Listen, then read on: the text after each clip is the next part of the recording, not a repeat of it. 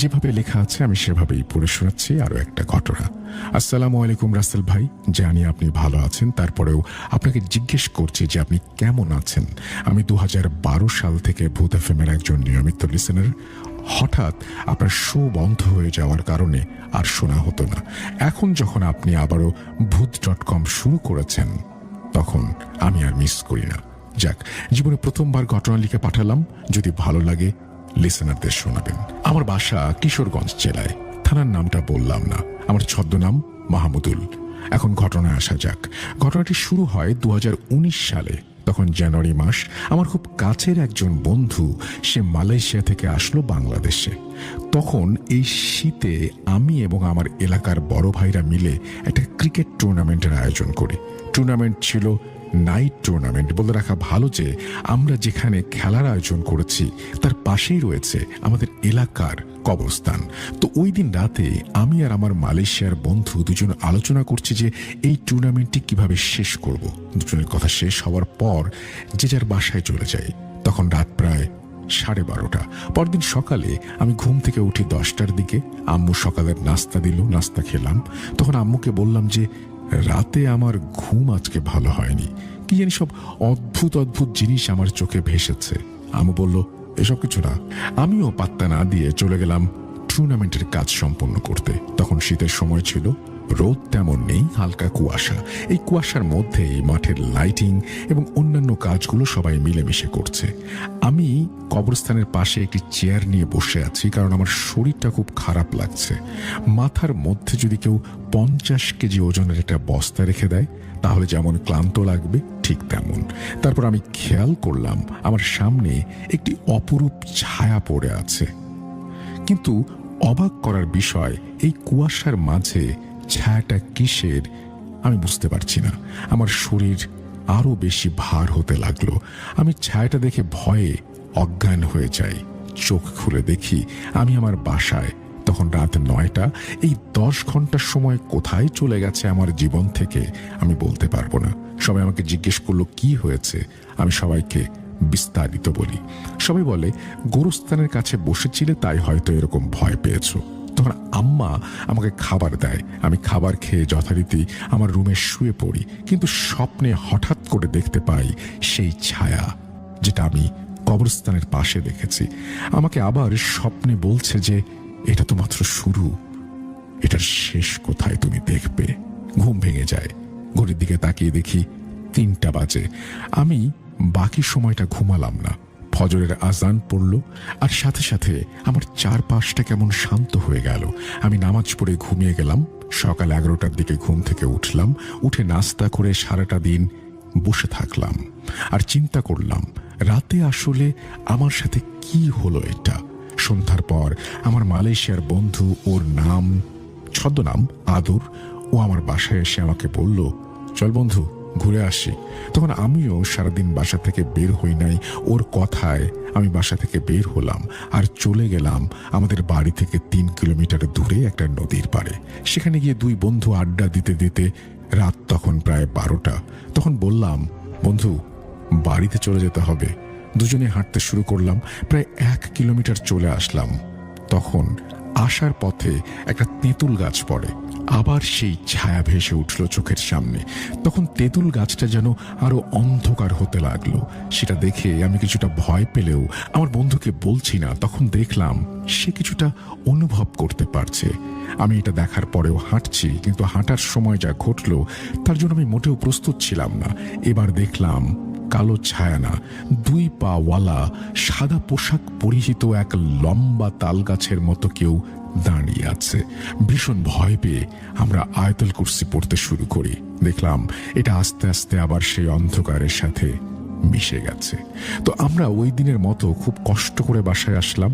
এসে দেখলাম আমাদের শরীরের 2টা স্থান থেকে 2 টুকরো কাপড়ের অংশ নেই। আমার জিন্সের প্যান্ট থেকে হাঁটুর ওপরের অংশ এবং শার্টের পেছন থেকে একটা অংশ। বাসায় আম্মাকে বিস্তারিত সবকিছু বলার পর আম্মু পরদিন একজন হুজুরের কাছে আমাকে নিয়ে গেলেন। হুজুর সবকিছু শুনে আমাকে এবং আম্মুকে মাগরিবের নামাজের পর হুজুরের সাথে দেখা করতে বললেন। আমরাও মাগরিবের নামাজের পর হুজুরের কাছে যাই। যাওয়ার পর হুজুর বলেন কোন এক ইনসান জিন দ্বারা আমার ক্ষতি হয়েছে। এটা শুনে আমি একটু অবাক হয়ে যাই। আমার ক্ষতি আবার কে করতে চায়? হুজুরকে জিজ্ঞেস করলে তিনি আম্মুকে বলেন, এটা এখন আমার পক্ষে বলা অসম্ভব, তবে আমি কিছু কাজ করে দিচ্ছি, সব ঠিক হয়ে যাবে। পরে হুজুর আমাকে একটা তাবিজ দিলেন আর বলেন এটা যেন আমি কখনো না খুলি। তারপর থেকে মোটামুটি সব ঠিক হয়ে যাচ্ছে, কিন্তু প্রায় সময় রাতে আমার বাইকের পেছনে একটা কুকুর দৌড়াতো। তবে এটাও আস্তে আস্তে একটা সমস্যার সমাধানের দিকে গেল। আমি আর ছায়াটাকে দেখি না। কেটে যায় 4 বছর। 2023 সালের জুলাই মাস থেকে মূল কাহিনী শুরু। আমি সেই ছায়াটাকে আবার দেখতে পাই। আমি রাতে ঘুমোতে গেলাম, তখন বাসার ঠিক সামনে দেখলাম এই কালো অন্ধকারের মধ্যে একটি ঘড়ি পড়ে আছে, খুব আলো ছড়াচ্ছে। ঘড়িটা দেখার জন্য আমি রুম থেকে বের হই, কিন্তু কাছে যেতে পারি না। কাছে গেলে এটা আমার থেকে দূরে চলে যাচ্ছে। তার মধ্যে আমি অনেকটা পথ চলে এসেছি। হঠাৎ দেখি ঘড়িটা আমার চোখের সামনে, এবং 2019 সালে দেখা সেই লোকটি আমার সামনে চলে এসেছে। হঠাৎ আমি সম্বিত ফিরে পাই। আমি কোথায় চলে এসেছি? চারিদিকে শুধু অন্ধকার, আর আমার চোখের সামনে দাঁড়িয়ে আছে সেই লম্বা মানুষটি। আমি আল্লাহ বলে পেছনের দিকে একটা দৌড় দিয়ে চলে আসলাম। কোথায় আসলাম, কতক্ষণ দৌড়েছি কিচ্ছু জানি না, আমার কিছু মনে নেই। আমি একটা সময় জ্ঞান হারিয়ে ফেলেছিলাম। হঠাৎ করে আমার চোখে মুখে কেউ পানি দিচ্ছে। আমার জ্ঞান ফিরল। ফজরের আজান হচ্ছে।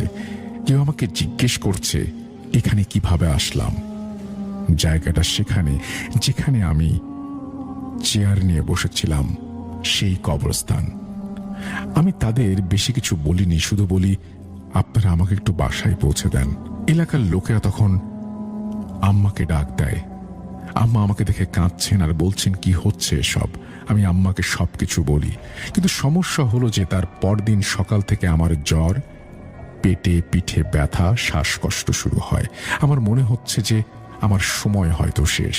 সাথে সাথে আমাকে ঢাকার একটা হসপিটালে ভর্তি করা হয়, কিন্তু 3 দিন চিকিৎসা করার পর ডাক্তার আমার কোনো রোগ ধরতে পারে না।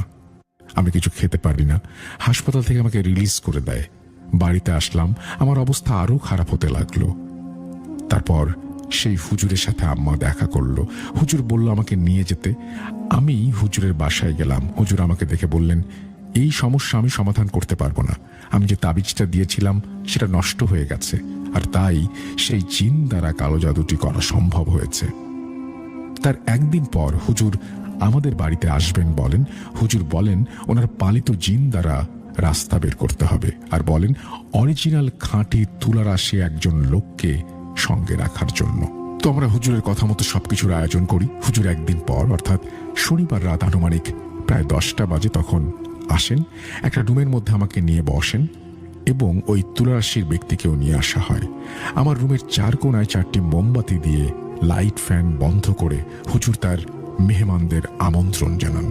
লাইট ফ্যান বন্ধ, তারপরেও প্রচন্ড একটা বাতাসে রুমটা ভরে যায়। মনে হচ্ছিল মোমবাতির আগুন এখনই নিভে যাবে। রুমের মধ্যে সবকিছু যেন আস্তে আস্তে শান্ত হতে লাগলো। আর সেই তুলারাশির ব্যক্তিটি তিনি হুম হুম একটা শব্দ করছিলেন, ভয়ঙ্কর লাগছিল। হুজুর বললেন ভয় পাওয়ার কিছু নেই। তারপর তুলারাশির ব্যক্তিটি আমাদেরকে সালাম দিল। আমরা তার সালাম গ্রহণ করলাম। হুজুর জিজ্ঞেস করলেন তোমার নাম কি? উত্তরে সে বলল কাঞ্চনা। তারপর তুলারাশির ব্যক্তি হুজুরকে বলে আপনি আমাকে কেন ডেকেছেন? তখন হুজুর বলেন তোমার সামনে যে ছেলেটি বসে আছে তার সমস্যার জন্য তোমাকে ডেকেছি, তাকে কিভাবে সুস্থ করতে পারি। তখন হুজুরের পালিত জিন বলেন একজন ইনসান একটা দুষ্ট জিনের মাধ্যমে কালো জাদু করেছে, কিন্তু এখনো 3 ঘন্টা সময় আছে আপনাদের হাতে। কিছু করার মতো হলে আপনাদের এখনই করতে হবে। হুজুরের পালিত জিন বলে আমরা সবকিছু করতে পারবো, কিন্তু আমাদের খুশি করতে হবে। পরে হুজুর বললেন সবকিছু হবে, তুমি আগে ওকে সুস্থ করো। তখন তুলারাশির ব্যক্তি আমাদের বলেন 3টি লাল রক্ত জবা ফুল নিয়ে আসতে হবে। কথা মতো সাথে সাথে 3টা রক্ত জবা ফুল নিয়ে আসা হয়। সেটা হুজুরের পালিত জিন কি যেন বলে 3 বার ফু দিয়ে দেন। ফজরের আজানের পর কবরস্থানে গিয়ে নামাজের পূর্বে প্রতিদিন একটা করে 3 দিনে 3টা ফুল খেতে বলা হয় আমাকে। বাকি কাজগুলো তারাই করবেন। তারপর আমার বাসা থেকে 17টি তাবিজ একটি পুতুল বের করে আনা হয়। প্রথমে একটি ঘড়ি দেখেছিলাম আমি ঠিক সেই জায়গায় যেখানে দেখেছিলাম মাটির নিচ থেকে পুতুলটাকে বের করা হয়। এই পুতুলের গায়ে ছিল আমার সেই জিন্সের প্যান্টের কাপড়, আর সেগুলো আগুনে সব পুড়িয়ে ফেলা হয়। তারপর আমরা সবাই জানতে চাই কে করেছে সব। তারপর উনি বললেন আমার এক বন্ধুর কথা, যা আমি বিশ্বাসই করতে পারছিলাম না। তারপর জিনটি বলেন কিছুদিন আগে আমার যে বিয়ে ঠিক হয়েছিল সেটাও ভেঙে গিয়েছে সেই বন্ধুর কারণেই। আমি আমার বন্ধুর নামটি প্রকাশ করছি না। আমার সেই বন্ধুর সাথে আমার সম্পর্কটা নষ্ট হয় টাকা নিয়ে। আমি ওকে টাকা দিয়েছিলাম, কিন্তু ও তার বদলে আমার সাথে প্রতারণা করেছিল। যাক, তারপরে জিনের কথা মতো সব কাজগুলো শেষ করলাম। তারপর ওনারা 3 কেজি মিষ্টি আর একটা করে মুরগি আমি যে সময় তার দেয়া ওষুধ খাবো কবরস্থানের ওই জায়গায় রেখে আসতে বলেন। আল্লাহ রহমতে আমি কিছুটা সুস্থ হয়েছি এখন এবং সকলের কাছে দোয়া চাই। আমাদের ঘটনাটি সিলেক্টেড হলে অবশ্যই জানাবেন। ঘটনাটি পাঠিয়েছেন যিনি, তার নাম গোপন রাখতে বলেছেন, কিন্তু তিনি আমাদের নাম, ঠিকানা, ফোন নাম্বার 3টি দিয়েছেন। আপনাকে অসংখ্য ধন্যবাদ এই ঘটনাটি পাঠানোর জন্য, এবং যারা কষ্ট করে এতক্ষণ পর্যন্ত শুনলেন তাদের সবাইকেও অনেক অনেক অনেক ধন্যবাদ। আমরা চলে যাব আমাদের পরবর্তী ঘটনায়। আপনাদের সবার নিশ্চয়ই মনে আছে আত্মাবন্দি জাদুর কথা। হ্যাঁ, আজকে আমরা নিয়ে এসেছি আত্মাবন্দি জাদুর 2য় পর্ব। কিরে ভাই, চলুন, ফার্স্ট পার্টি কি ছিল? না বাড়িয়ে কখন গেল? ভয়ের রাজ্যে হারাতে গিয়ে পথ হারিয়ে ফেলছেন না তো? জি হ্যাঁ, সবার সাথে আপডেটেড থাকতে এক্ষুনি সাবস্ক্রাইব করে দিন আর ঘন্টা বাজিয়ে দিন।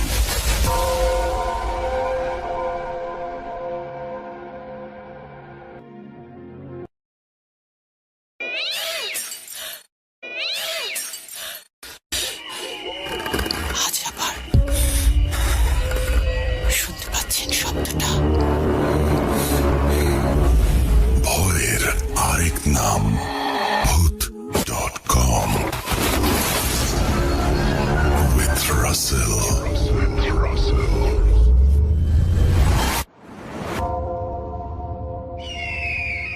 Welcome back. আপনাদের সবাইকে স্বাগত জানাচ্ছি আমি রাসেল। আশা করছি আপনারা সবাই ভালো আছেন এবং ভালোর দলে আছেন। আমিও ভালো আছি আর ভালোর দলেই আছি। সাবিত আলম এই ঘটনাটি সংগ্রহ করেছেন এবং তিনি শুরুতেই বলেছেন যে তিনি যেই ঘটনাটি আজকে আমাদের সাথে শেয়ার করবেন সেই ঘটনাটি পর্তুগালের সেই আন্টির মতো একজন জাদুকরের, কিন্তু তিনি সেই সাথে বলেছেন যে তিনি পর্তুগালের আন্টির সাথে অনেকেই যোগাযোগ করতে চান, সেই বিষয়ে কোনো দায়িত্ব নিতে পারবেন না। এরপরে তিনি লিখছেন, কোনো ভূমিকা বা পরিচয় পর্বে না গিয়ে আপনাদের কাছে আবারও অনুরোধ করছি যে দয়া করে নাম্বার বা ঠিকানার জন্য কেউ আমাকে পার্সোনালি ইমেল বা মেসেজ করবেন না, কারণ আমি কারো ক্ষতির দায় নিতে ইচ্ছুক নই। ক্ষমা করবেন।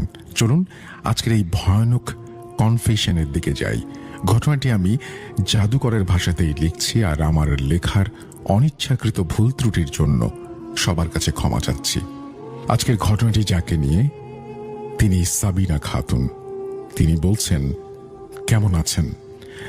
আজ আমি আপনাকে যে ঘটনাটি শোনাতে যাচ্ছি সেটিকে আসলে নিছক একটি ঘটনা বলা ভুল হবে। এটি আসলে আমার জীবনের এক ভয়াবহ স্বীকারোক্তি বা কনফেশন।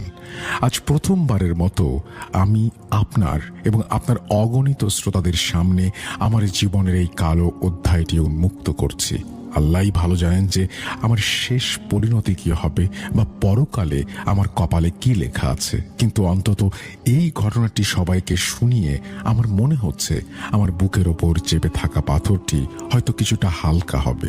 আমি আশা করব আপনি আমার এই ঘটনাটি আপনাদের চ্যানেলে অবশ্যই প্রচার করবেন, যেন অন্য কেউ আমার মতো ভুল না করে। ঘটনার গভীরে যাওয়ার আগে আমি একটা প্রসঙ্গে কথা বলতে চাই। আমি কিছুদিন আগে আপনার চ্যানেলেই এই ধরনের একটি ঘটনা শুনেছিলাম। সম্ভবত সেটি পর্তুগালের জাদুকরি আন্টি নামে বেশ জনপ্রিয়তা পেয়েছিল। সেই ঘটনায় ওই মহিলা নিজেই কালো জাদু বা ব্ল্যাক ম্যাজিক করতেন। আমার জীবনের ঘটনাটি কিছুটা সেরকম, তবে পার্থক্য হলো আমি জেনে বুঝে বা পরিকল্পনা করে এই অন্ধকার জগতে পা বাড়াইনি। আমার সাথে আসলে কি হয়েছিল, কিভাবে আমি এই ধ্বংসের পথে নামলাম, সেটি ঘটনা শুনলেই আপনারা বুঝতে পারবেন।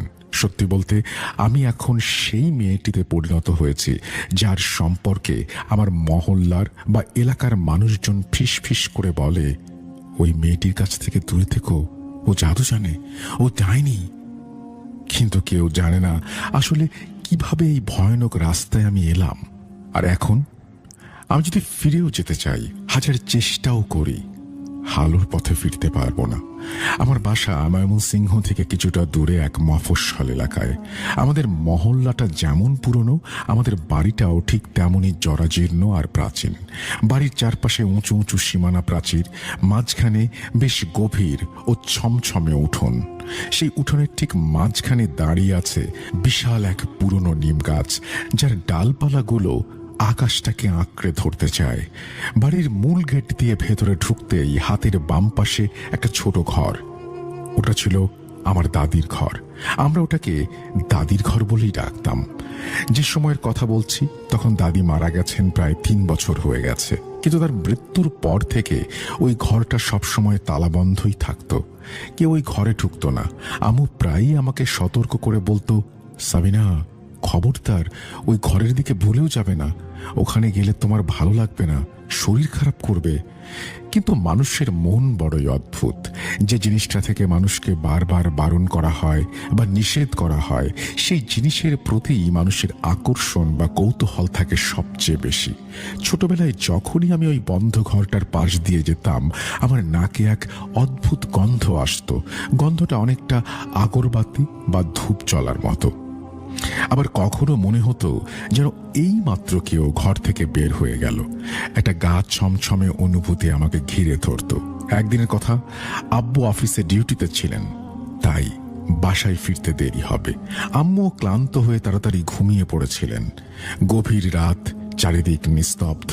আমি চুপি চুপি দাদির সেই নিষিদ্ধ ঘরের দরজার সামনে গিয়ে দাঁড়ালাম। মনের ভেতর ভয় আর কৌতূহলের এক অদ্ভুত লড়াই চলছিল। আমি ভয়ে ভয়ে হাত বাড়িয়ে দরজার হাতলটা ধরলাম। অবাক কাণ্ড, দরজাটা আগে থেকে খোলা ছিল। আমি চমকে উঠলাম। এই দরজা তো সবসময় বন্ধ থাকে। কে খুলল এই দরজা? নাকি আমার মনের ভুল? কিন্তু ওই যে বললাম কৌতূহল, সেই কৌতূহল আমাকে আর থামতে দিল না। আমি আস্তে করে দরজাটা ঠেলে ভেতরে ঢুকলাম। ঘরে পা রাখতেই আমার শরীরটা কেঁপে উঠল। ঘরের ভেতরটা অস্বাভাবিক ঠান্ডা। মনে হচ্ছিল যেন কেউ এসি চালিয়ে রেখেছে, অথচ আমাদের সম্পূর্ণ বাড়িতে তখন একটা মাত্র ফ্যান চলছিল, সেটাও অন্য ঘরে। আমি দেয়ালের দিকে তাকালাম। সেখানে দাদির একটা পুরনো সাদা কালো ছবি টাঙানো ছিল। সম্ভবত ওটা তার যৌবনের ছবি। ছবিটা দাদি হাসছিলেন, কিন্তু সেই হাসির মধ্যে কেমন যেন একটা রহস্যময় বা অদ্ভুত ব্যাপার ছিল।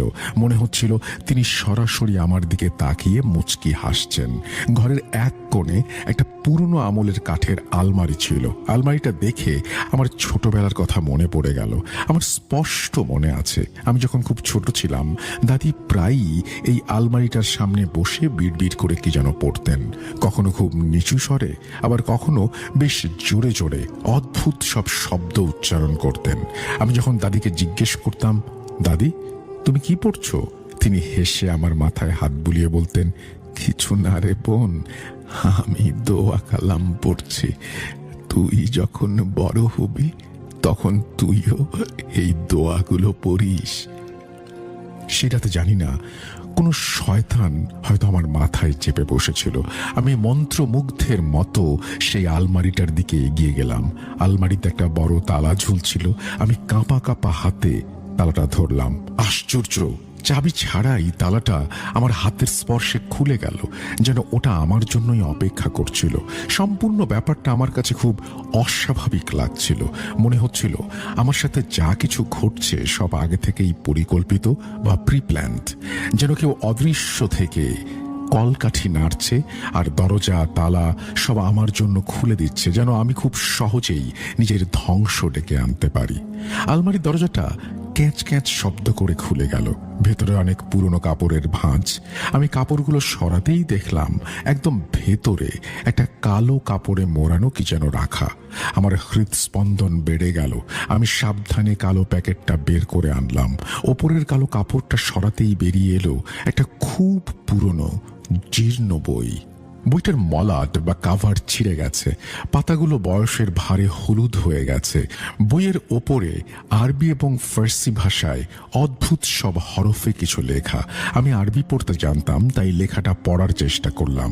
সেখানে লেখা ছিল, যাই হোক আমি সেটা পড়ছি না, তার বাংলাটা বলছি, যে ভয় পায় না কেবল সেই যেন এটা খোলে। আমি বোকার মতো সেই সতর্কবাণী বা ওয়ার্নিং উপেক্ষা করলাম। আসলে বোকার মতো না, আমি তো তখন অর্থই জানতাম না সেই লেখার। শুধু একবারে চোখ বুলিয়ে বইটা খুলে ফেললাম। এটাই ছিল আমার জীবনের প্রথম এবং সবচেয়ে বড় ভুল। আমার উচিত ছিল ওখানেই থেমে যাওয়া, বইটা বন্ধ করে রেখে দৌড়ে পালিয়ে যাওয়া, কিন্তু আমি তা করিনি। বইয়ের পাতা উল্টাতেই আমার চোখ কপালে উঠল। ভেতরে অদ্ভুত সব নকশা, জ্যামিতিক আঁকি বুকি এবং বিভিন্ন রকমের বাক্য, দুর্বোধ্য সব নির্দেশনা। অনেকগুলো পাতায় লাল কালিতে লেখা ছিল। কালির রংটা এত গাঢ় আর কালচে ছিল যে মনে হচ্ছিল ওটা সাধারণ কালি নয়, রক্ত দিয়ে লেখা। আমার মনের ভেতর থেকে একটা আওয়াজ আসছিল, সাবিনা বইটা বন্ধ করো, এটা ভালো কিছু নয়। কিন্তু আমার মস্তিষ্ক তখন কৌতূহলের নেশায় বুঁদ হয়েছিল। আমার হাত কিছুতেই বইটা বন্ধ করতে পারছিল না, বরং একের পর এক পাতা উল্টে যেতে চাইছিল। আমি পাতা উল্টাচ্ছি আর দেখছি, হঠাৎ একটা পাতায় আমার চোখ আটকে গেল। সেখানে বড় বড় অক্ষরে লেখা, যা চাইবে তাই পাবে। যা তোমার কাছ থেকে হারিয়ে গেছে তা ফিরে আসবে, যা তোমার নয় তাও তোমার হবে, শুধু মন থেকে ডাকো। লেখার নিচে একটা বিশেষ জাদুর প্রক্রিয়া লেখা ছিল। সেখানে বলা ছিল, রাতের নির্জনতায় নির্দিষ্ট কিছু শব্দ পাঠ করতে হবে, আর এই কাজের জন্য কিছু খুব সাধারণ জিনিসের প্রয়োজন। একটু লবণ, কালো সুতো, একটা আয়না এবং নিজের মাথার একটা চুল। আমি বইটা বন্ধ করলাম, কিন্তু আমার বুকের ভেতর তখন উথাল পাথাল চলছে।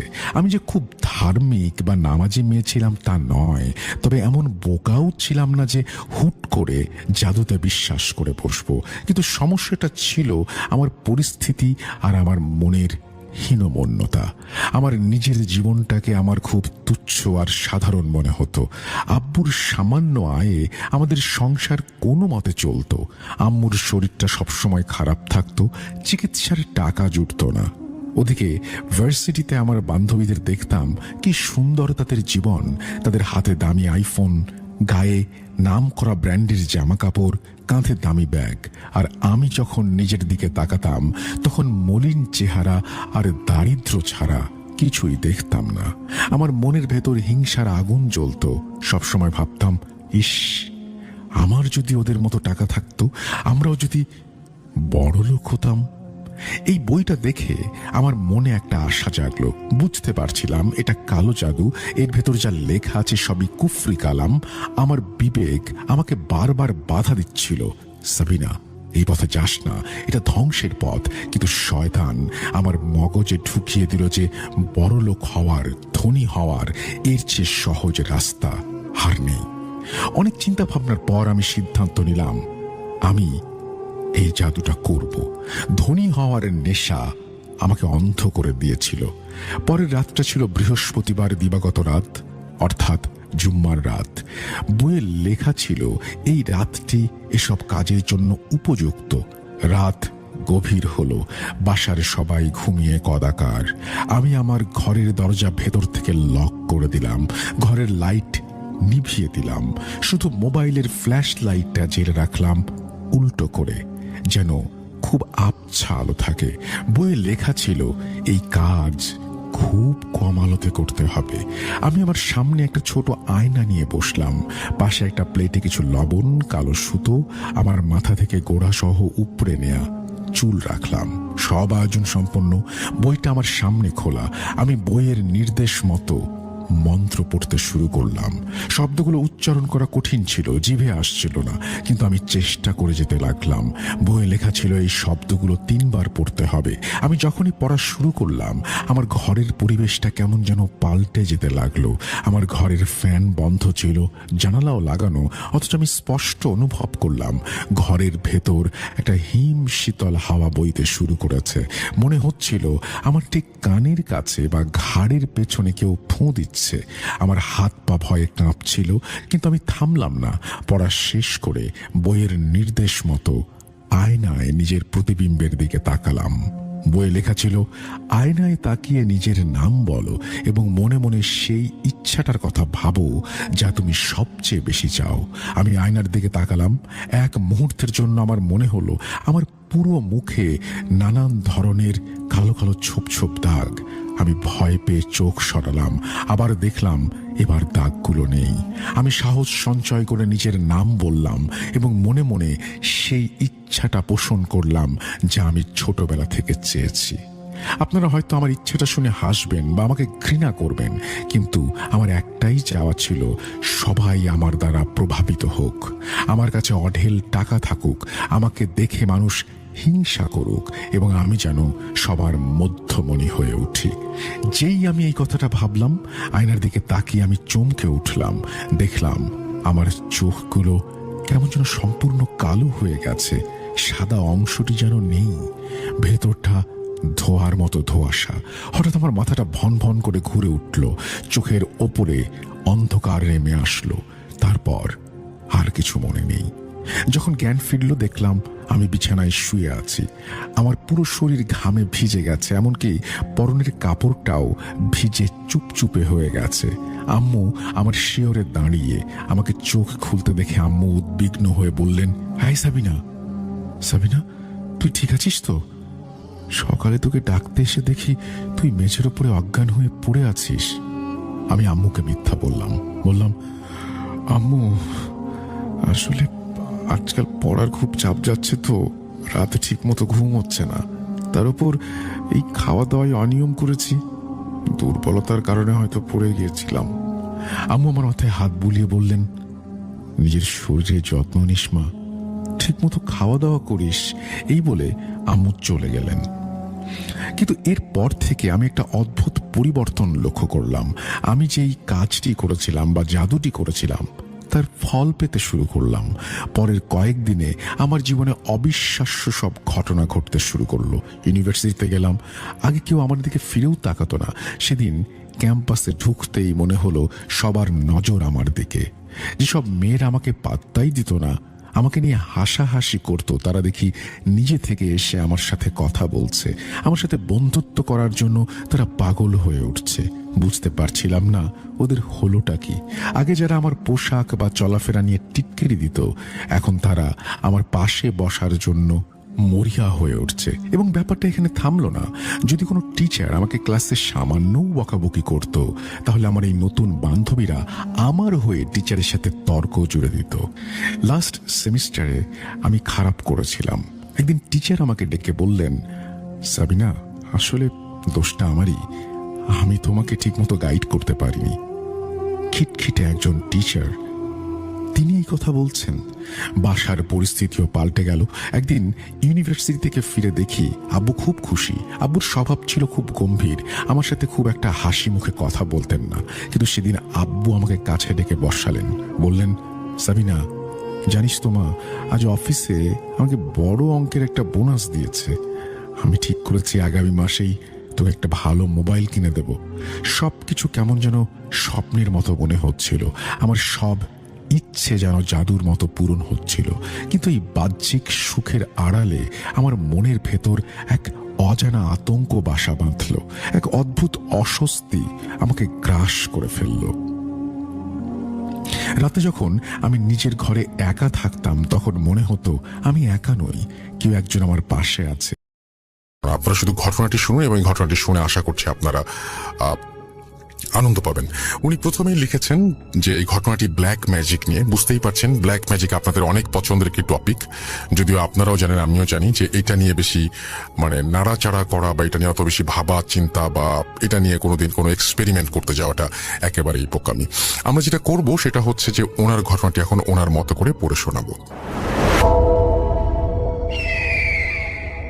আমার হাজবেন্ডের পরিবার আমার শ্বশুর বাড়ি বাংলাদেশের কোনো একটা জায়গায়, আমার বললাম না, এবং তারা পরে পড়াশোনার জন্য দেশের বাইরে চলে যান। এই ঘটনাটি 2018 সালের অক্টোবরের দিকে শুরু। একদিন আমি ইউনিভার্সিটির কাজ শেষ করে বাসায় আসি। আমার হাজবেন্ড অফিস শেষ করে আমার পরে বাসায় ফেরে। আমি এর মধ্যে কুইক করে কিছু রান্না বান্না করলাম। তারপর সোফায় এসে বসে টিভিটা অন করে যখন খাবার মুখে দিতে যাই, হঠাৎ একটি বিকট গ্লাস ভাঙার সাউন্ড পেলাম। খুব জোরে একটি আওয়াজ। মনে হচ্ছিল কে যেন গায়ের যত শক্তি আছে সব শক্তি দিয়ে গ্লাসটা ভেঙে ফেলেছে। বুঝতে পারলাম যে শব্দটি কিচেন থেকে আসলো। চোর ডাকাত হতেই পারে না, আমাদের এলাকায় এই সব বিষয় খুব কম হয়, বলতে গেলে হয়ই না। ভাবছিলাম ওপরের অ্যাপার্টমেন্টে কাজ করাচ্ছে, হয়তো সেখান থেকেই সাউন্ড আসছে। তারপর ভাবলাম ওপরে ফ্ল্যাটের রাতের সময় কেন কাজ করাবে, আর টাইম পেল না। ফ্ল্যাট রিফারবিশমেন্টের জন্য ল আর রুলস আছে সকাল সকাল করানো, যেন সন্ধ্যার পর নেইবার্সদের সাউন্ডের জন্য কোনো সমস্যা না হয়। পরে ভাবলাম ওপরে ফ্ল্যাটে হয়তো আর্জেন্ট কোনো কাজ করা হচ্ছে। যাই হোক, মোটামুটি শিওর ছিলাম যে ওপরের ফ্ল্যাট থেকেই সাউন্ডটি আসছে, কিন্তু তারপরও কেমন যেন মনে হচ্ছিল, এবং কেন যেন আমার বারবারই মনে হচ্ছিল যে ঘরেই শব্দটি হচ্ছে। এইসব ভাবতে ভাবতে কিচেনে যেয়ে লাইট অন করে যা দেখি, সবকিছু তো আগের মতোই আছে। বাসায় সবখানে চেক করলাম, কিছুই তো ভাঙা পাচ্ছি না, সব ঠিক আছে। তবে কি হলো, কোথা থেকে এই বিকট শব্দটি আসলো? আমি তো শিওর ছিলাম কিচেন থেকেই আসলো। তারপর ভাবলাম যেহেতু বাসার ভেতরে সব ঠিক আছে, তাহলে ওপরের ফ্ল্যাটে গিয়ে রিকোয়েস্ট করব যেন রাতে কাইন্ডলি কাজ না করায়। এই কথাটি বলার জন্য ওপরের ফ্ল্যাটে আমি রওনা দিলাম। যে বেল টিপে দেখলাম যে কেউ দরজা খুলছে না, ভেতরেও কোনো আওয়াজ নেই। তার মানে কি কেউ বাসায় নেই? তাহলে কি কেউ কোনো কাজ করাচ্ছে না উপরে? তবে এই আওয়াজটা কোত্থেকে আসবে? এইসব ভাবতে ভাবতে বাসায় ফিরে গেলাম। আর ওই দিন আমার হাজবেন্ডকে কিছু বলিনি, যেন ও টেনশন না করে। সাইকোলজিস্ট হয়ে ব্যাখ্যা খুঁজতে থাকলাম। তাই ভাবলাম হয়তো আমার নিজের মনের ভুলও হতে পারে, কিন্তু কেন যেন পুরো রাতটা ঘুমাতে পারলাম না আমি। পরের দিন সেম টাইমে ইউনিভার্সিটির কাজ শেষ করে বাসায় আসলাম। অ্যাজ ইউজুয়াল সন্ধ্যার খাওয়া তৈরি করলাম, টিভি অন করলাম আর খেতে লাগলাম। হঠাৎ আবারও সেম সাউন্ডটি হলো, আজকেও একই টাইমে একই সাউন্ড। আজব, আজকে একটি ভয় কাজ করলো যে হয়তো গতকাল কোনো চোর ঘরে ঢুকতে চাচ্ছিল আর পারেনি দেখে হয়তো আজকেও ট্রাই করছে। যদিও শিওর ছিলাম কেমন জানি যে চোর না, কিন্তু কখন কি হতে পারে কে জানে। তবুও কখনো মাথায় আসেনি যে অলৌকিক কিছু ঘটতে পারে। ভয় লাগছিল। পুলিশ কল করার উদ্দেশ্যে ফোন হাতে নিতে নিতেই দেখলাম একটি সাদা আলো আমার করিডোর দিয়ে পার হয়ে যাচ্ছে। বুঝে ওঠার আগেই আরেকটি বিকট শব্দ হলো। আমি চমকে উঠলাম।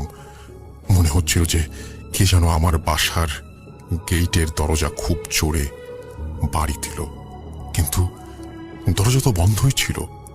কিছুই বুঝে উঠতে পারলাম না কি হচ্ছে আমার সাথে। বলে রাখা ভালো যে টিভি রুমের কিচেনের মাঝখানে একটি লম্বা হলওয়ে আছে, যেখান থেকে ডাইরেক্ট কিচেনে যায় টিভি রুম থেকে। খিদে চলে গেছে। কিছু না খেয়ে কিচেনে প্লেট রাখার উদ্দেশ্যে রওনা দিলাম।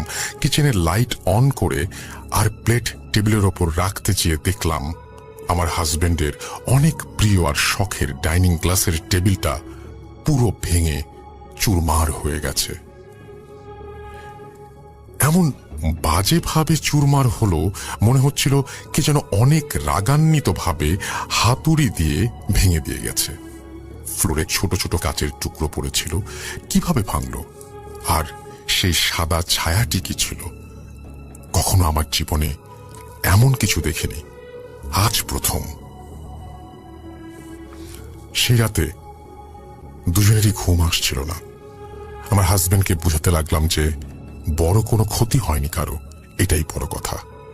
তারপর ব্যাখ্যা দিতে লাগলাম যে ফ্যাক্টরি থেকে হয়তো গ্লাসের কোনো ফল্ট ছিল বা কিছু বাবলস ছিল, যার কারণে গ্লাসটা এমন অবস্থায় ফেটে গিয়েছে। কিন্তু তাকে সান্ত্বনা দেওয়ার জন্য যে সব বলছি, সে বুঝতে পেরেছিল। কেননা এই টেবিলটি গত 6 বছর ধরে আছে আমাদের বাসায়, কখনো কিছু হলো না, এখন কেন? শুনেছিলাম কাঁচ ভাঙার নাকি ভালো লক্ষণ না, হয়তো এটাই ঠিক। আরো কিছুদিন পর সন্ধ্যায় মাগরিবের আজানের সময় আমার হাজবেন্ড হঠাৎ বাসার দরজায় 3টি হাতের নখ শুনতে পায়। এই টাইমে কে আসতে পারে ভাবতে লাগলো। হয়তো পোস্টম্যান কোনো লেটার রেখে গিয়েছে বক্সে। দরজা খুলল, চেক করার জন্য বক্সটা খুলল, কিন্তু কিছুই ছিল না। আশেপাশে কাউকে দেখতেও পেল না, সব নিরিবিলি। এত নিরিবিলি কখনো দেখেনি আগে। যাই হোক, মনের ভুল ভেবে দরজা আটকে দিল। সেই একই রাতে আমার হাজবেন্ড একটি দুঃস্বপ্ন দেখল তার এক আপন চাচা খুব কাঁদছে একটি অন্ধকার ঘরে বসে। আশেপাশে কেউ নেই, কিছু নেই, শুধু একটি লাশ দাফন করার কাপড় দিয়ে মোড়ানো। আজব একটি স্বপ্ন ছিল। তার চাচা কেন দেখল? দাফন কাপড়ে মোড়ানো কে ছিল? ভাবল চাচু ঠিক আছে তো। এর পরদিন তার স্বপ্নে দেখা চাচুকে সে কল দিল। উনি তো ঠিকই আছেন, কিন্তু এখানেই আমাদের বুঝতে ভুল হয়েছিল। 2018 নভেম্বরে আমার বার্থডে উপলক্ষে পার্টি দেই আমরা। ওই দিন আমার হাজবেন্ড কেমন যেন টেনশনের মতো ভাব করছিল, তার ভেতরে টেনশন কাজ করছিল। পার্টি শেষে তাকে জিজ্ঞেস করলাম কোনো কারণে আপসেট কিনা। সে বলল আজকে হঠাৎ কেমন জানি বাবার জন্য খুব খারাপ লাগছে। এত খারাপ লাগছে যে বলে বুঝাতে পারবো না, আগে কখনো এত খারাপ লাগেনি।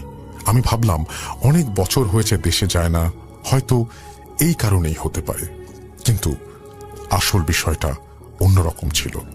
জীবনে শুনে এসেছি মা বাবারা সন্তানদের বিপদ টের পায়, কিন্তু আমার জীবনে নিজের চোখে না দেখলে কখনো বিশ্বাস করতাম না যে সন্তানরাও মা বাবার বিপদের কথা বুঝতে পারে।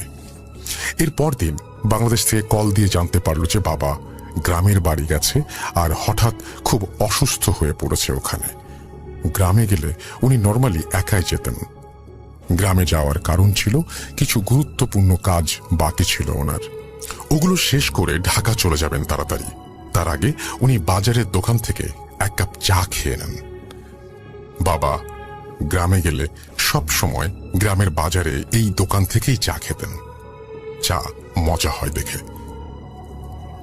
পরবর্তীতে জানতে পারলাম যে ঠিক 2 সপ্তাহ আগে আমাদের কিছু ব্যাড উইশার্স, মানে যারা আমাদের হাসি মুখ সহ্য করতে পারেন না আর আমাদের পরিবারের শুধু ক্ষতি চান, তারা বাবার চায়ের কাপের ভেতর 3 বার একটা কুফরি তাবিজ চুবিয়ে দিয়ে বাবাকে সেটা খাইয়ে দিয়েছে। মানে তারা নিশ্চয়ই জানতো যে বাবা এই দোকান থেকে চা খাবেন, এখানে আসবেন। আর সেই দিন থেকেই বাবা অসুস্থ হয়ে পড়লেন এবং অসুস্থ হওয়া শুরু করলেন। যখন বাবাকে ক্ষতি করার জন্য তাবিজটি তৈরি করা শুরু হয়, তখন থেকে আমার হাজবেন্ড বিভিন্ন সাইন্স পায়। তার অনেক প্রিয় গ্লাস ভাঙা টেবিলের ওপরে, মানে যেটা ঘটে আমাদের বাসায়, চাচ্চুর কান্না, কাফন কাপড় দিয়ে মোড়ানো মানুষ, এই সমস্ত দুঃস্বপ্নে দেখা, এবং গেটের দরজায় 3টি নখ শোনে। সবগুলোই ভালো লক্ষণের না। হয়তো এসব সাইনের মাধ্যমে সতর্ক করে দেয়া হচ্ছিল যে কোনো বিপদ আসছে সামনে। সেই দিন বাবা চা খেয়ে অসুস্থ হয়ে যাওয়ার ফলে একই দিন আর ঢাকায় ফিরতে পারলেন না। চিন্তা করলেন যে আরো একদিন থেকে যাবেন, যেহেতু আজকে শরীর খারাপ লাগছে। এত দূর জার্নি করা, আরো উইক হয়ে পড়তে পারেন তিনি। সেই রাতেই বাবার সাথে আরো কিছু ঘটনা ঘটে। রাতের আঁধারে বাবা দেখতে পান বাড়ির ভেতরে অনেক কিছুই, এবং কার যেন গলার ডাক শুনতে পান তিনি। সেই কণ্ঠটি বলছে, সব শেষ, সব শেষ। আরো একটা কালো ছায়ার মতো দেখতে পান বাড়ির ভেতরে। বাবা অনেক সাহসী ছিলেন, তাই তো গ্রামে একাই যেতেন, একাই থাকতে পারতেন। বাবা একবার ভেবেছিলেন যে অলৌকিক কিছু হতে পারে, এমন উনি লাইফে অনেকেই দেখেছেন। তাই এইসব বিষয়ে অত বেশি ভয় পেতেন না, শুধু আল্লাহর উপরে ভরসা করতেন এবং আল্লাহ যে যথেষ্ট এটাই তিনি বিশ্বাস করতেন। বেশি কিছু না ভেবে বাবা ঘুমিয়ে পড়লেন দোয়া কালাম পড়ে এবং 3 বার আয়াতুল কুরসি পড়ে। এর পর দিন একটু বেটার ফিল করা শুরু করলেন, তাই ঢাকার দিকে রওনা দিলেন তিনি। ঢাকায় যাওয়ার পরেই আমাদের জীবনে, আমার হাজবেন্ডের জীবনে অনেক বড় একটি বিপদ চলে আসে। বাবা দিনের পর দিন অনেক অসুস্থ হয়ে পড়েন। বাবা খুব অসুস্থ থেকে বাংলাদেশে আর্জেন্টলি যাওয়া হয়। এরপরেই কালো জাদুর ঘটনাগুলো একটার পর একটা শুরু। বাবা ঢাকায় যাওয়ার পর কিছুদিন পর আমাদের ননদকে রাস্তায় একটি মেয়ে হঠাৎ এসে বলেছে, তোদের উপরে অনেক খারাপ কিছু হবে, সাবধান। বলেই মেয়েটি ভ্যানিশ হয়ে গেল। আমার ননদ তাকে আর দেখতে পেল না। ভাবলো হয়তো পাগল হবে। আমি জানি না বিশ্বাস করবেন কিনা, বাবা মারা যাবার আগে রাতে অমাবস্যার রাত ছিল, আর সেই দিন স্পষ্ট আমরা দেখতে পাই একটি বিবস্ত্র চেহারার রূপে একটি মানুষ হঠাৎ ঘরে ঢুকে পড়ে। কেউ থামাতে পারল না, এত ধরতে আর থামাতে চেষ্টা করলো সবাই, কিন্তু কেউ পারল না। মানুষটি শরীরে এত শক্তি ছিল, মনে হচ্ছিল হাজার হাজার মানুষকে একসাথে হলে যে শক্তি হবে তার শক্তি তেমন। কাউকে কোনো কথা না বলে যেই রুমটি খালি ছিল সেই রুমে ঢুকে পড়ে, দরজা লক করে দিল। তারপর কিছুক্ষণের মধ্যে আবার বের হয়ে গেল। সবাই আবারও জিজ্ঞেস করছিলাম, কোন অধিকারে এভাবে বাড়ির ভিতরে ঢুকে পড়লেন? এত মানা করার পরও কে আপনি? কেন এসেছেন? কাকে চান? যাওয়ার আগে শুধু একটু উত্তর দিল, সরি, রং ফ্ল্যাট। আজব। ওই রাতে এই বিষয়টা পাত্তা দেওয়ার আগেই বাবাকে নিয়ে সবাই অনেক ব্যস্ত হয়ে ওঠে, কারণ ওনার অসুস্থতা আরো বেড়ে যাচ্ছিল। বারবার হার্ট অ্যাটাক হচ্ছিল, আবার বিট ফিরে আসছিল। একটা মানুষ এতবার হার্ট অ্যাটাক করার পরও বাঁচার কথা না, কিন্তু উনি ফিরে আসছিলেন। 10 মিনিটস হার্টবিট ছিল না, এরপর আবার ফিরে আসে। বলে রাখা ভালো, বাবার বডি রেগুলারলি চেক আপ করানো হতো। কিছুদিন আগে রিপোর্টে লেখা ছিল ওনার সব ঠিক আছে, কিন্তু রিসেন্ট রিপোর্টে একদিনের মধ্যে হঠাৎ একসাথে 2টা কিডনির প্রবলেম দেখা দেয়, লিভারের আর লাংসের প্রবলেম দেখা দেয়, সব একসাথে ফেলিয়ার। আমাদের এলাকার বড় ইমাম থাকে, তিনি বললেন যে ব্ল্যাক ম্যাজিকে এই সব হচ্ছে এবং ব্ল্যাক ম্যাজিকের মাধ্যমে এসব করা হয় বদ জিন চালান দিয়ে। অমাবস্যার রাতের পর লাস্টে যা হয়, বাবাকে আইসিইউতে নেওয়ার আগে নার্সরা বললেন ওনার মাথায় কে যেন খুব জোরে একটি বাড়ি দেয়, আর উনি মাথা ধরে থাকেন অনেকক্ষণ। তারপর সব কালো। সকালেই বাবা আমাদের মাঝে আর নেই। আমার হাজবেন্ডের দেখা দুঃস্বপ্নে কাফনের কাপড় মোড়ানো হয় তাকে, আর চাচু ছিলেন স্বপ্নের জাস্ট একটি হিন্ট, যা ওনার আত্মীয় অর্থাৎ আমার শ্বশুরের ভাই, তিনি স্বপ্নে এসেছিলেন। আর সেই কারণেই, যেহেতু ভাই ছিলেন, স্বপ্নে এরকম ভাবে কাঁদছিলেন। বাবা চলে যাবার পর বিছানা চাদর সব গুছাতে চেয়ে তোষকের ভেতর একটা মোড়ানো কাগজ পাওয়া যায়, কিছু লাল সুতো দিয়ে পরানো। কাগজটির ভেতরে উল্টো করে কিছু লেখা, কিছু নাম্বার, কাফনের কাপড় দেয়া আর কিছু মাটি পাওয়া যায়।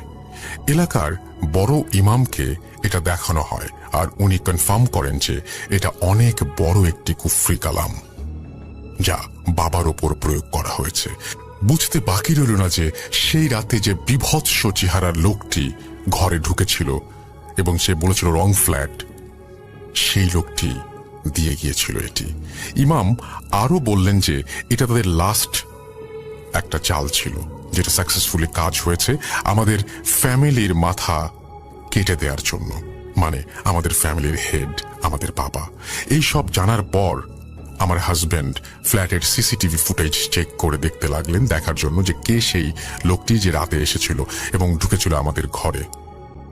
যেই টাইমে ওই লোকটি ঢুকেছিল সেই টাইমে সিসিটিভিতে কিছু দেখতে পাওয়া যায়নি, কিন্তু যে টাইমে মানুষটি বের হয়ে চলে গেছে সেই টাইমে একটা কালো বেড়ালকে দেখা গেল যে হঠাৎ করে ভ্যানিশ হয়ে গেল, এবং সেই বেড়ালটির আর কোনো ফুটেজ সেই সিসিটিভি ক্যামেরার মেমোরিতে ছিল না।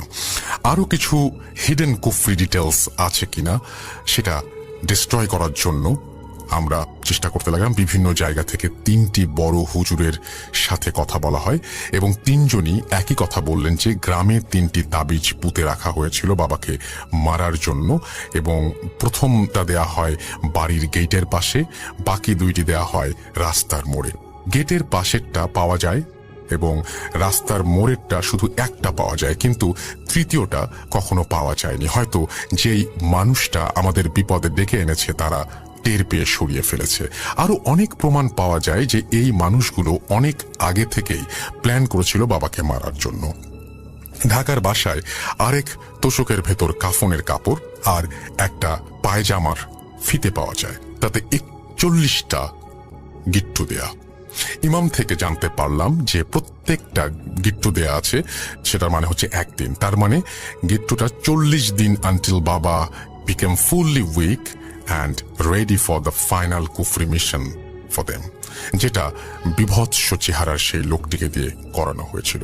এসব জেনে শুধু দোয়া করি আল্লাহর কাছে, যারা এভাবে অন্যের ক্ষতি করে তাদেরকে হায়াত দান করুক আর এই বাজে পথ থেকে ফিরিয়ে আনুক।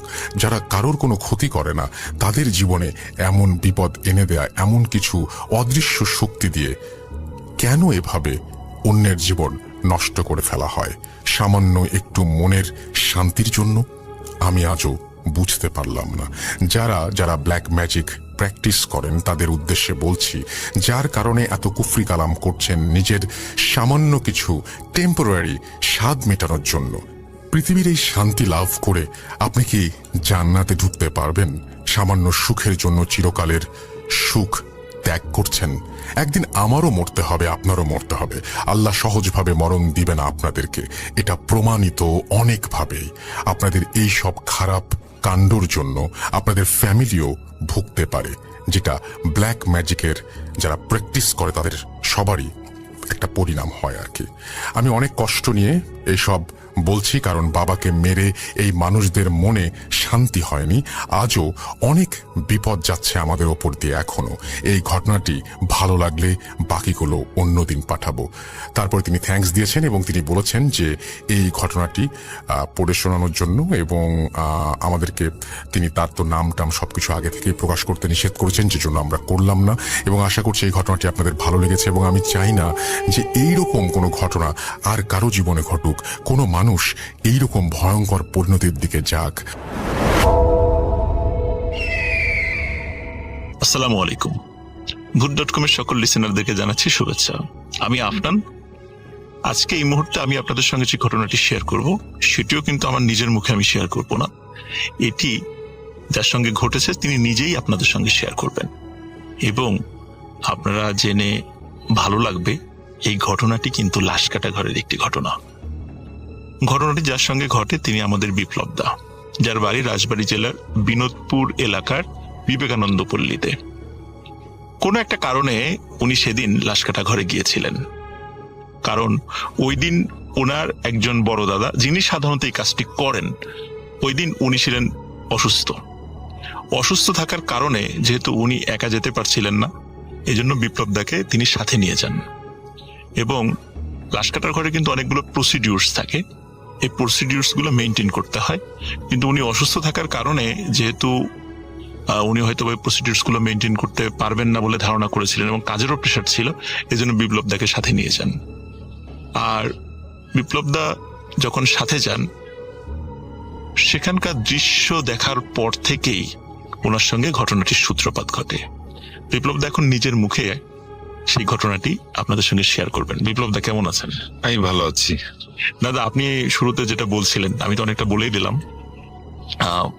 লাশ কাটা ঘরে যাওয়ার পর আপনি সেখানে কি দৃশ্যটা দেখেছিলেন? আপনি তো দাদার সঙ্গে আপনার দাদার সাথে গেলেন সেখানে, কারণ সেই কাজটি করে।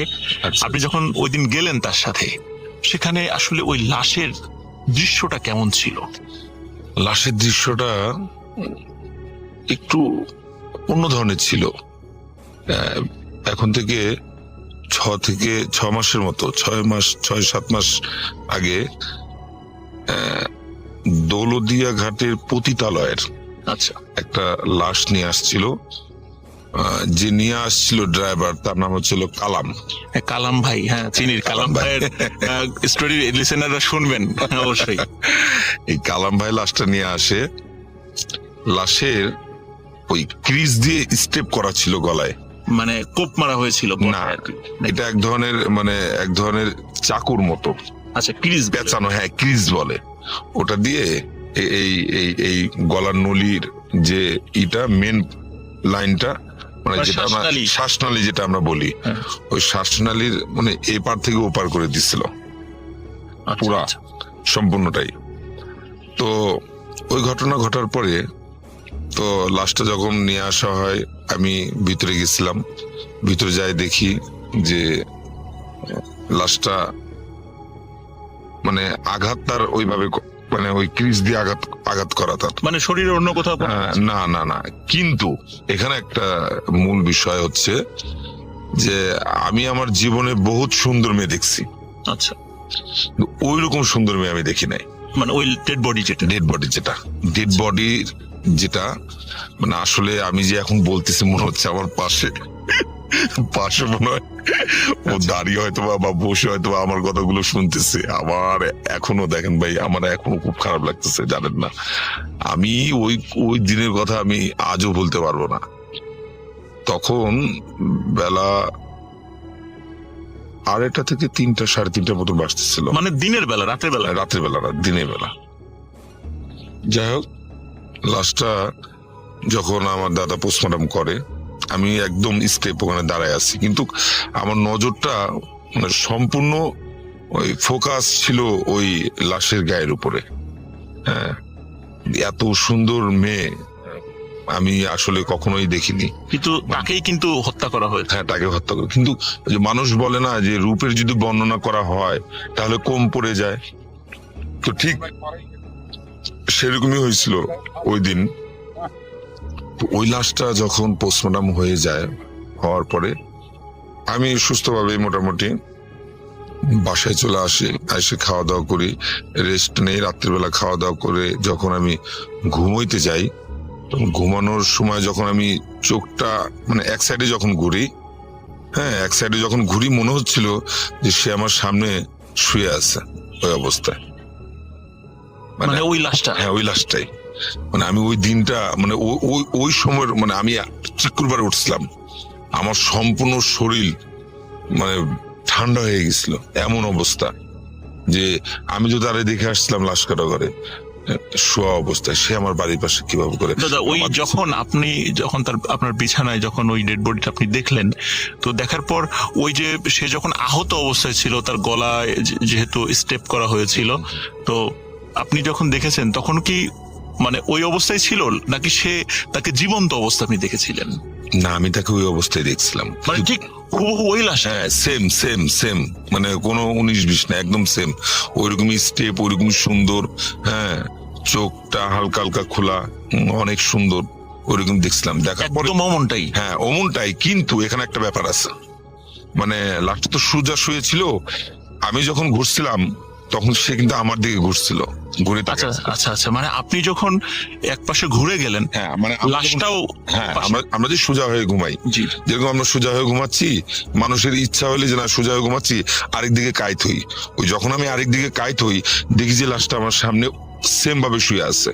কিন্তু মানে আমি যখন দেখি তাকে ভালো করে, তখন দেখার পরে ও আমার দিকে এভাবে করে মুখ ঘুরায়, মানে লাশ যেরকম বডিটা শোয়া রাখে, ওই আরেক দিকে সে মুখ ঘুরায় আমার দিকে তাকায় রয়েছে। আমি তো ওটা দেখে আমি আমার মানে পৃথিবীর সবকিছু ভুলে গেছিলাম। আসলে এটা একবারে মানে একটা লাইফের কঠিন একটা ব্যাপার আমার দ্বারা, মানে আমি ওই জিনিস আজও বলতে পারি না। এখনো কি সেটা আপনি মাঝে মাঝে ফিল করেন, বা একা যখন থাকেন, বা যদি রাত্রে কোথাও যান, বা কখনো স্বপ্নের মধ্যে, জিনিসটা কি এখনো আপনার ফিল করেন? এখন আবার মাঝে মধ্যে ফিল হয়, কিন্তু আসলে ফিল হইলেও ওই যে মানে আসলে সাহস তো করতে হবে, মনের তো একটা বল থাকতে হবে। আমি যদি ভয় পেয়ে যাই তাহলে তো আমার যে কোনো একটা ক্ষতি হইতে পারে। এখন মনে করি না, ওটা কিছু না, ওটা কোনো ব্যাপার না, ওটা কিছু না, হ্যাঁ, কিন্তু তারপরেও ভয় তো আসলে অন্তর থেকে মন থেকে তো ছাড়ে না, এটা ধরেই রাখে।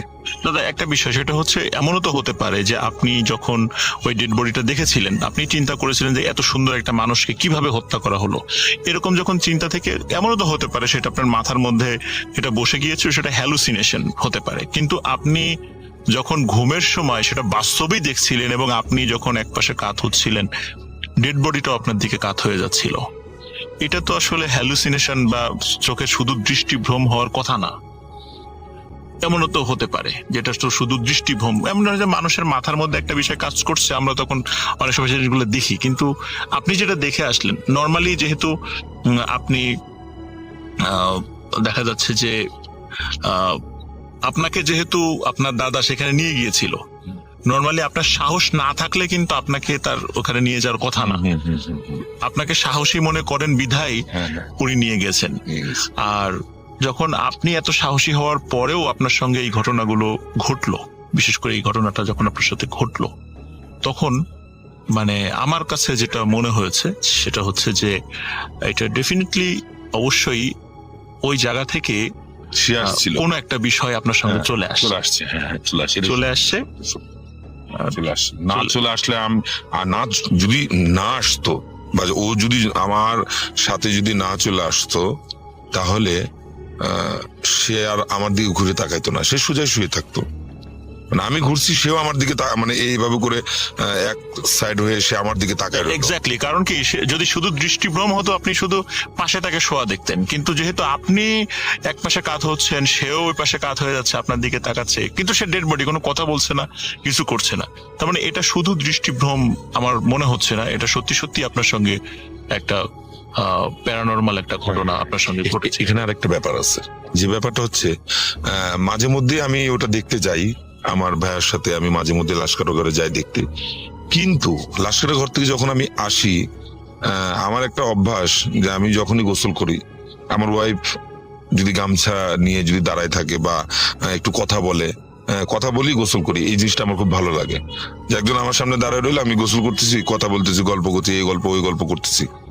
কিন্তু আমি এটা একবার না, আমি এটা বহুবার ট্রাই করছি। আমি যখনই মাঝে মধ্যে যাই লাশকাটা ঘরে, দাদা আমাকে যখনই নিয়ে যায়, আমি একটা জিনিস ফলো করি। আমি যখন ওইখান থেকে আসি, যখন আমি গোসল টোসল করি, হ্যাঁ, বা ওই যে মানুষের একটা ভয় থাকে, একটু আগুনের ছ্যাক দেয় হাতে, একটু গায়ে থুতু দিয়ে দেয়, আমি কিন্তু এগুলো দেই না, ডাইরেক্ট ঘরে চলে আসি। আর সে যখন গোসলটা দেই, তখন আমার ওয়াইফ বলে যে তুমি লাশকাটা ঘর থেকে আসছো, দেখো এই যে আমার মাথা ব্যথা করতেছে, এই যে দেখো আমার 2 হাত ব্যথা করতেছে, তোমার সাথে কেউ না কেউ আসে।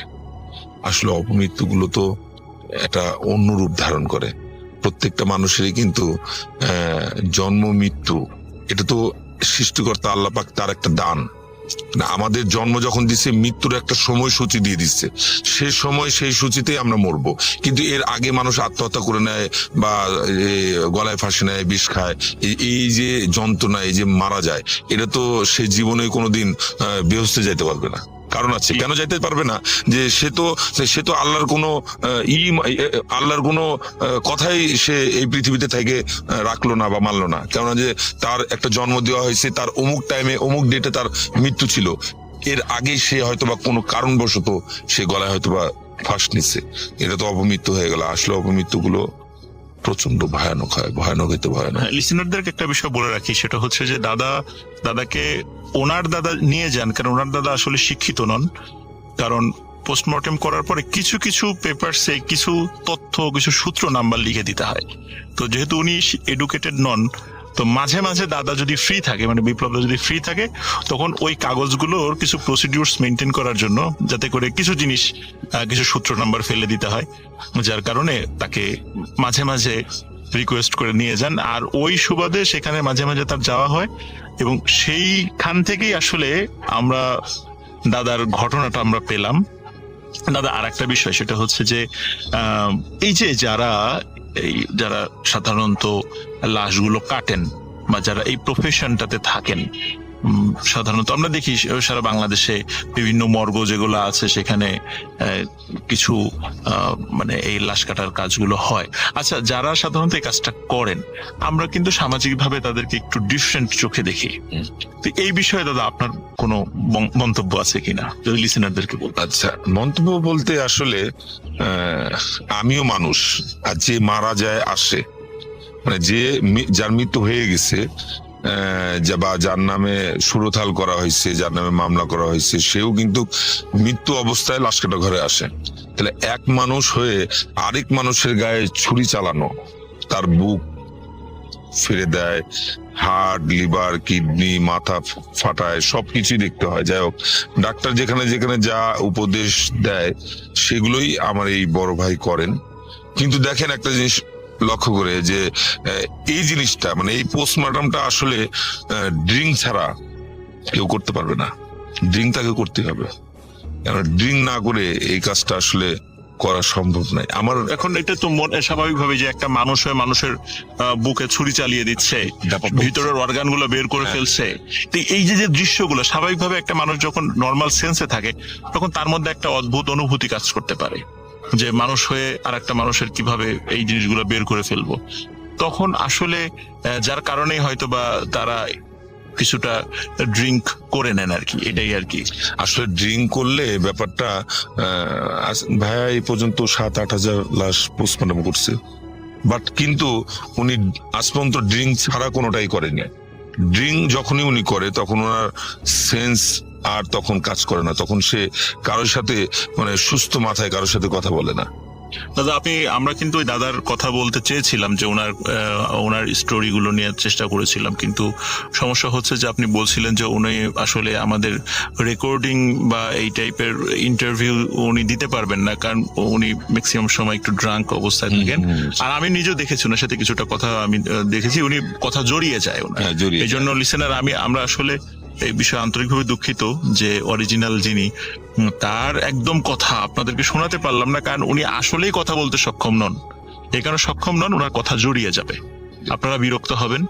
কিন্তু ওনার ছোট ভাই তাকে আমরা আপনাদের সামনে নিয়ে এসেছি, যিনি মাঝে মাঝে সেখানে গিয়েছেন এবং ওনার একদম প্র্যাকটিক্যাল এক্সপিরিয়েন্স আছে, এই জন্য ওনার কথা আমি আপনাদেরকে শোনালাম। তো দাদা আপনাকে অসংখ্য ধন্যবাদ। আসসালামু আলাইকুম রাসেল ভাই, আশা করি আপনি এবং আপনার সকল লিসেনার অনেক অনেক ভালো আছেন, এবং আমি সব সময় ব্যক্তিগতভাবে সেই দোয়াই করি। তো আমি যখন থেকে আপনি ভূত এফএম করতেন সেই তখন থেকেই আমি আপনার একজন নিয়মিত লিসেনার, এবং আজও পর্যন্ত যখন ভূত এফএম শেষ হয়ে গেছে তারপর থেকে আমি আপনার ভূত.com এর একজন নিয়মিত শ্রোতা। তো আমি কখনো কোনো ঘটনা আপনাকে পাঠাইনি, এটি হচ্ছে আমার প্রথম ঘটনা। আমি কোনো ঘটনা পাঠাইনি কারণ এই যে আমি এই ভূতপ্রেত কিংবা অস্বাভাবিক কোনো ঘটনা একদমই বিশ্বাস করতাম না। কিন্তু মাত্র কয়েকদিন আগে, এই সপ্তাহ খানেক আগে, আমার সাথে ঘটে গেল এই অমীমাংসিত একটি ঘটনা। তাই আমি মনে করলাম যে রাসেল ভাইয়ের সাথে এই ঘটনাটি শেয়ার করা উচিত। তাই আমি আপনাকে ঘটনাটি পাঠালাম, এবং আপনার যদি ভালো লাগে তাহলে অবশ্যই সবার সাথে শেয়ার করবেন এবং ভুল ত্রুটি ক্ষমা করবেন। তো চলে যাচ্ছি মূল ঘটনায়। ঘটনাটি ঘটেছিল মাত্র 7 দিন আগে। বলে রাখো ভালো, আমি কিছুদিন আগেই একটি নতুন বাইক কিনি, এবং বাইকটি প্রথম সার্ভিসিং করানোর জন্য আমি আমার জেলা শহরে চলে যাই, এবং যেখানে ঘটনাটি ঘটেছে সেখানে একটি ব্রিজ রয়েছে। আমি বলছি মানিকগঞ্জ জেলার সাটুরিয়া থানার একটি ঘটনা। তো আমি যখন মানিকগঞ্জ থেকে আমার বাইকটি সার্ভিসিং করে নিয়ে আসছিলাম, সেদিন ছিল ঝুম বৃষ্টি এবং আকাশটা কেমন যেন মেঘলা ধরনের ছিল। এমন ঝুম আবহাওয়া আমি খুব কমই দেখতে পেয়েছি। তার মধ্যে আমার গাড়ির কাজটি করাতে করাতে তখন একদম দুপুর হয়ে যায়। তো দুপুরবেলায় আমি যখন আসতেছিলাম তখনও আমার জেলা শহরে প্রচন্ড পরিমাণে বৃষ্টি হচ্ছিল। কিন্তু আস্তে আস্তে যখন আমি সেই ব্রিজের কাছে আসি, অর্থাৎ যেখানে ঘটনাটি ঘটেছিল সেখানে যখন আমি আসি, তখন এমন পরিমাণে রোদ আমি লক্ষ্য করি যেন পিঠ যেন আমার চলে যাচ্ছে।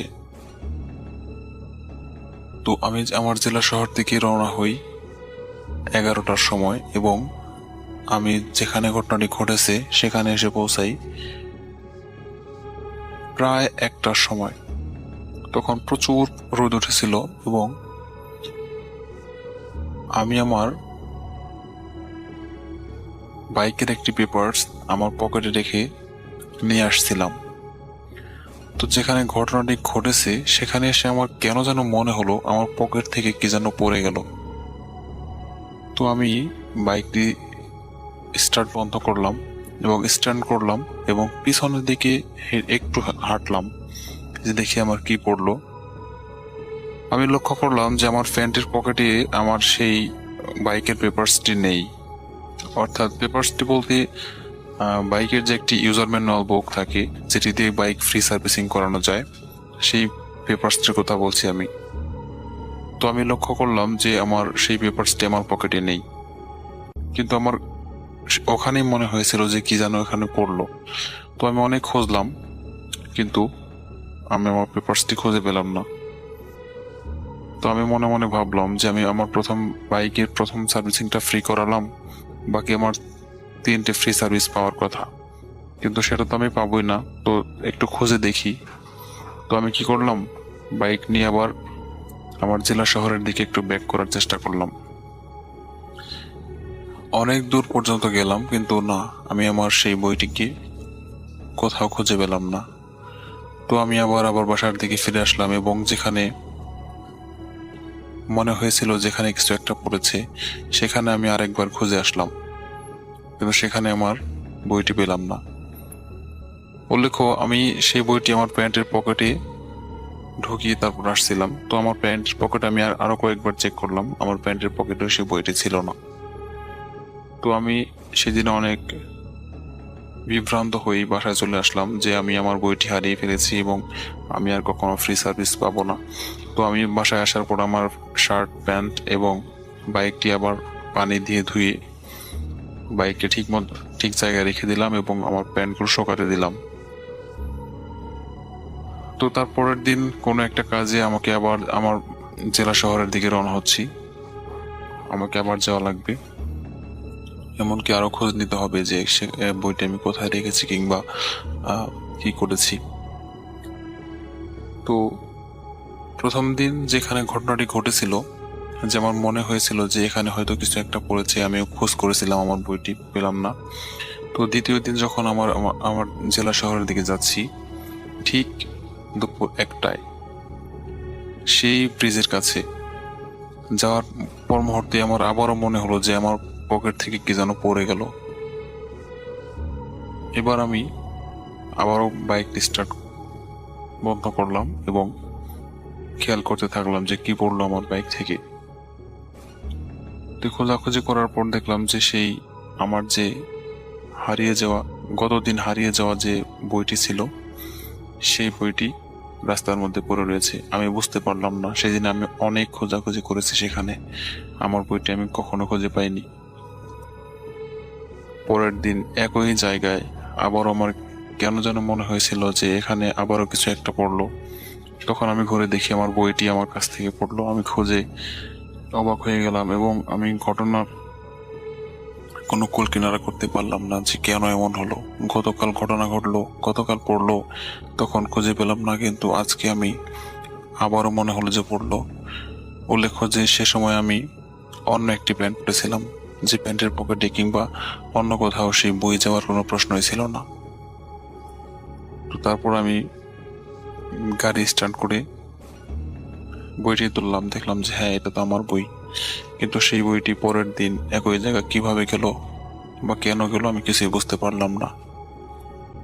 উল্লেখ্য যে যেখানে ঘটনাটি ঘটেছিল সেখানে কোনো বাড়িঘর ছিল না, দুই দিকে ফাঁকা জায়গা এবং সেই ব্রিজের নিচে অনেক পচা মাছের গন্ধ আমি লক্ষ্য করেছিলাম। আমি জানি না ঘটনাটি কি ঘটেছিল, কিন্তু এই ঘটনার ব্যাখ্যা আমি আজও করতে পারিনি। এমনকি আমি অনেক ভয়ে পেয়েছিলাম যখন দেখলাম একই জায়গায় আবারও একই ধরনের ঘটনা দ্বিতীয়বার ঘটল। রাসেল ভাই, ঘটনাটি বিশ্বাস করবেন কিনা জানি না, আপনার যদি ভালো লাগে ঘটনাটি তাহলে আপনাদের সব লিসেনারদেরকে শোনানোর সাহায্য করবেন। স্বাগত জানাচ্ছি ভূত.কমের প্রত্যেক শ্রোতাদেরকে। স্বাগত জানাচ্ছি সেই সমস্ত মানুষকে যারা ভূত.কমের প্রতিটি ঘটনা শুনবার জন্য অধীর আগ্রহে অপেক্ষা করছেন। আজ সেই রকমই মুড বদলে দেবার মতো একটি ঘটনা নিয়ে চলে এসেছি আমি শামীম আপনাদের মাঝে। আজ থেকে প্রায় 40 বছর আগের কথা। ঘটনাটি খুলনা এলাকার কোনো এক গ্রামের। যাদের সাথে ঘটনাটি ঘটেছিল তাদের ছেলে ঠিক যেভাবে বলেছেন আমাকে, আমি তার মতো করে আপনার সামনে বলবার চেষ্টা করছি। আমার বাবা পোস্ট অফিসে চাকরি করতেন, আমার মা গৃহিণী ছিলেন। আমাদের গ্রাম থেকে বাবার অফিস 20-22 কিলোমিটার দূরে। যাতায়াতের একমাত্র রাস্তা নদীপথ। বাবার ওখানে নতুন পোস্টিং হয়েছিল। কয়েকদিন অফিস করবার পরপরই বাবা গ্রামের বাড়িতে এসে একদিন করে থেকে যেতেন। বাবার মুখে বেশ কয়েকবার শুনেছিলাম তার ওই নতুন কর্মস্থলটা নাকি খুবই সুন্দর পরিবেশ। আমার আর মায়ের মাঝে মাঝে ইচ্ছে জাগতো যে একটু ওই বাবার নতুন অফিসটা থেকে কিছুদিন ঘুরে আসি, দেখে আসি পরিবেশটা কেমন। বাবার কাছে ইচ্ছের কথা জানাতেই তিনি বললেন, ঠিক আছে, আগামী সপ্তাহে তোমাদেরকে নিয়ে যাব। যথারীতি আগামী সপ্তাহে বাবা ফিরে এলেন এবং একদিন থেকে তার পরদিন আমাদেরকে নিয়ে তার নতুন কর্মস্থলের দিকে রওনা দিবেন। কথাবার্তা সব ফাইনাল। একটা কথা বলে রাখি, যত যাই হয়ে যাক বাবাকে কিন্তু শনিবার সকাল 8টার মধ্যে অফিসে পৌঁছাতেই হয়। তাই বাবা নিয়ম করে শুক্রবার সন্ধ্যা বা রাতের ভেতরেই তার সার্ভিস কোয়ার্টারে উপস্থিত হয়ে যেতেন। আমরা সেদিন বিকালের একটু আগেই, মানে মোটামুটি দুপুরের খাওয়া দাওয়া করে যাত্রা শুরু করি। আমরা যেদিন যাত্রা করি সেদিনও ছিল শুক্রবার। সবকিছু গুছিয়ে টুছিয়ে আমাদের গ্রামের বাড়ি থেকে বেরোতে বিকালটা পার হয়ে গিয়েছিল। আমাদের গ্রাম থেকে নৌকার ঘাট মাত্র 1.5 কিলোমিটার। আমি, বাবা ও মা হাঁটতে হাঁটতে ঘাটে পৌঁছালাম। সম্ভাবনা ছিল সন্ধ্যার অন্ধকার নামার আগেই নৌকাতে উঠে পড়ব, কিন্তু ঘাটে যে দেখলাম কোনো নৌকা নেই সেখানে। অনেকক্ষণ চুপচাপ বসে রইলাম নৌকার অপেক্ষায়। কোনো মানুষও নেই, কোনো নৌকাও নেই, কোনো কিছুরই দেখা নেই। সন্ধ্যা ঘনিয়ে এলো। ওপার থেকে শিয়ালের হুক্কা হওয়া আওয়াজ কানে ভেসে আসছে। নদীর পানির স্রোতের ওই ঝাপটার যে বাড়ির শব্দটা, সেটাতেও যেন চারিদিকটা কেমন উথাল পাথাল করছে। মাঝে মাঝে কোথা থেকে যেন মৃদু ঠান্ডা হাওয়া পায়ের উপর দিয়ে বয়ে যাচ্ছে। আমার বয়স তখন 10-11 বছর হবে। আমার মনের ভেতরে কেমন যেন অদ্ভুত অনুভূতি হচ্ছে। হঠাৎ নদীর ভেতর থেকে কিসের একটা আলো দেখতে পেলাম। আলোটি যেন আস্তে আস্তে আমাদের দিকে এগিয়ে আসছে। বেশ কিছুটা সময় পর ওই আলোটি যখন আমাদের সামনে এলো, তখন দেখলাম একটি সুন্দর নৌকা, যার মাঝিটা একটু ভারী গলায় আমাদেরকে বলল, আপনারা কোথায় যাবেন? বাবা ঠিকানা বললেন। মাঝি বলল, হ্যাঁ যাব, কিন্তু 3 জনের ভাড়া কিন্তু 15 টাকা দিতে হবে। বাবা বললেন, ঠিক আছে চলো। নৌকার উপরে উঠতেই আমার বেশ আনন্দ শুরু হয়ে গেল, কারণ এর আগে আমি নৌকাতে এত দূরের উদ্দেশ্যে কখনো চড়িনি, আর রাতে তো ভাবতেই পারিনি। বাবা আর মা ছাউনির নিচে গিয়ে বসলেন, আর আমি মাঝির কাছে যেয়ে বসলাম। মাঝির দিকে তাকাতেই দেখলাম মাঝিটির চেহারাটা কেমন যেন খটখটে মার্কা, মনে কেমন যেন চাপা রাগ। আমি কিছু না বলে চুপচাপ নদীর দৃশ্য উপভোগ করছি। কিছুক্ষণ পর বাবা মাও ছাউনির নিচ থেকে বেরিয়ে এলেন। আমরা 3 জন বিভিন্ন বিষয় নিয়ে খোশ গল্প করছি। 9-10 কিলোমিটার পথ যাবার পর ওর বেশ ঘুম আসছে, ঘুম পাচ্ছে। মা বলল, ঠিক আছে তুই ওই ছাউনির নিচে গিয়ে ঘুমা। হঠাৎ আমরা সবাই লক্ষ্য করলাম বড় আর একটি নৌকা আমাদের দিকে ভীষণ গতিতে এগিয়ে আসছে। নৌকার ভেতর থেকে কেমন যেন একটা চিৎকার বা কান্নাকাটির আওয়াজও ভেসে আসা শুরু করেছে। বাবা প্রথমে একটু কৌতূহলের দৃষ্টিতে দেখলেন, কিন্তু কি একটা সন্দেহ হয় মাঝিকে ডাক দিয়ে বাবা বললেন, তুমি নৌকাটাকে একটু সাইড করে চালাও তো, আর ওই আলোটাও কমিয়ে দাও। এর কারণ অনেক সময় নদীতে জলদস্যুদের আক্রমণ হতে শোনা যেত। বাবা হয়তো ওইটা ভেবে এটা বলেছিলেন। তৎক্ষণাৎই বাবার কথা মতো মাঝি নৌকার আলো কমিয়ে নৌকাটিকেই নদীর কুল ঘেঁষে বইতে লাগলেন। কিছুক্ষণ পর দেখলাম আমাদের পাশ কাটিয়ে ওই নৌকাটি পার হচ্ছে। ভালো করে লক্ষ্য করে দেখলাম ওই নৌকাতে নতুন বর বউ এবং সুন্দর পোশাক পরা অনেক মানুষজন। বুঝতে পারলাম এটা কোনো বিয়ের অনুষ্ঠান থেকে আসা যাত্রীগণ হতে পারে। তাই আর ভয় না পেয়ে আমরাও সমান গতিতে চলতে থাকলাম। বেশ কিছুটা পথ যেতেই হঠাৎ করে বরযাত্রীবাহী ওই নৌকাটি কাত হয়ে ডুবে যেতে লাগলো। কয়েক সেকেন্ডে সব শেষ। ওই নৌকাটি সম্পূর্ণ নদীগর্ভে তলিয়ে গেল। সাথে সাথে আমার বাবা এবং আমাদের নৌকার মাঝি নদীতে লাফিয়ে পড়লেন। অনেকক্ষণ খোঁজাখুঁজি করেও বাবা ওই সমস্ত যাত্রীর কাউকে কোথাও দেখতে পেলেন না। আমি এবং আমার মা জড়সড় হয়ে বেশ ভয় পাচ্ছি।